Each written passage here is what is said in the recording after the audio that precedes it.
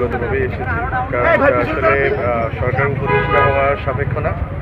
আমরা যারা বাংলাদেশের সকল নাগরিকই ওনাকে ভালোবাসি, ওনাকে শ্রদ্ধা করি এই জায়গা থেকে যে উনি যেই আপসহীন ভূমিকা রেখেছেন এবং ত্যাগ দেখিয়েছেন বাংলাদেশের জন্য, বাংলাদেশের গণতন্ত্রের জন্য।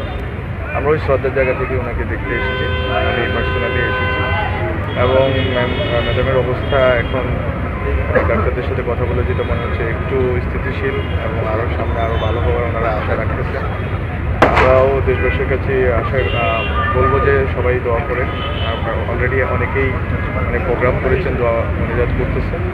আপনারা সবাই আল্লাহর কাছে দোয়া করেন যাতে হচ্ছে সুস্থতার সাথে আমাদের মধ্যে থাকতে পারেন এবং আমরা যাতে এই নির্বাচন থেকে শুরু করে পরবর্তী যে গণতান্ত্রিক রূপান্তর যেটা করতেছে বাংলাদেশে, এই সময়টাতে যাতে ওনাকে পাই, উনি যাতে থাকেন, তাহলে হয়তো বাংলাদেশে একটা স্মুথ ট্রানজিশন হবে এবং উনি এটা দেখে যেতে পারবেন ওনার সেই ত্যাগ এবং ওনার যেই স্যাক্রিফাইস সেটার ফসল উনি দেখে যেতে পারবেন। একটা ডেমোক্রেটিক ট্রানজিশন হলে একটা নির্বাচন উনি চেষ্টা করে গেছেন, নির্বাচন একটা গণতান্ত্রিক রূপান্তর ঘটে গেল, এটা উনি দেখে যেতে পারেন এবং বাংলাদেশ যেন একটা স্টেবল একটা কান্ট্রিতে রূপান্তরিত হয়।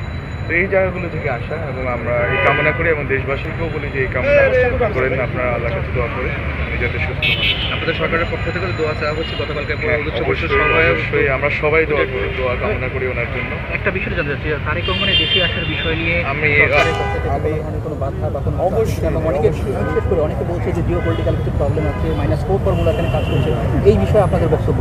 আমি এটা সম্বন্ধে অবগত না। আমরা যেটা আজকে উপদেষ্টা যিনি উনি বলেছেন এবং আমাদের সরকারের কাছ থেকে আমরা মনে করি না কোনো কিছু আছে, কারণ আমরা তো চাই যে বাংলাদেশে এই যে ডেমোক্রেটিক ট্রানজিশনটা এটা যাতে খুবই স্মুথ হয়, কারণ এত মানুষ রক্ত দিয়েছে শুধু জুলাইতে না, এর আগে 15 বছর ধরে কয়েক হাজার মানুষ শহীদ হয়েছে, খুনের শিকার হয়েছে।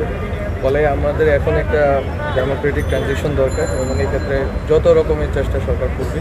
এবং আপনারা দেখেছেন যে মাননীয় প্রধান উপদেষ্টা খুবই আন্তরিক নির্বাচনের ব্যাপারে এবং ওনার নেতৃত্বে আমরা আশা করি যে খুব ভালো মতোই নির্বাচনটা হবে এবং সবার অংশগ্রহণ হবে। সরকারের পক্ষ থেকে সরাসরি কোনো সহযোগিতা করা হবে কিনা তারেক রহমানকে আনার জন্য? কেন, এটা তো বেসিক কাজ রাষ্ট্র সেটা কেন করবে।